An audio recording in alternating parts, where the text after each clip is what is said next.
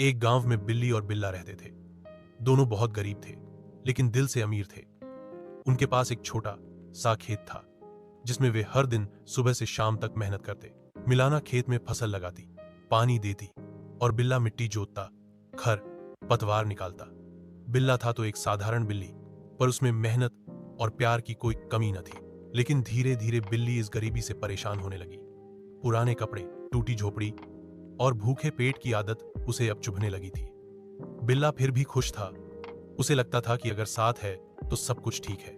एक दिन बिल्ली किसी जरूरी काम से शहर गई।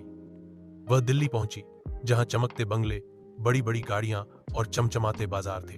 वहीं उसकी मुलाकात एक अमीर बिल्ले से हुई। रेशमी कोट पहने, गले में सोने की चेन और बातों में शराफत। वह बिल्ला बिल्ली पर दिल हार बैठा और कुछ ही दिनों में उसे प्यार का इजहार कर दिया।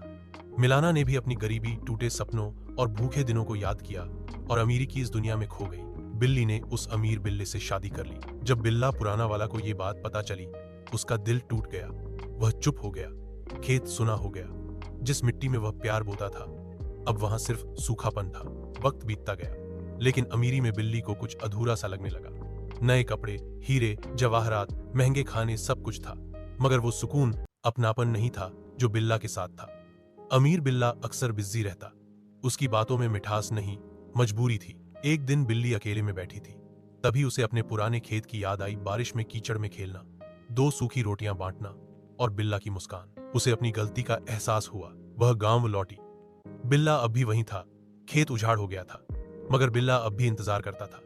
बिल्ली रोते हुए उसके पास आई और बोली, मुझे माफ कर दो बिल्ला, मैं भूल गई थी कि असली अमीरी दिल की होती है, जेब की नहीं।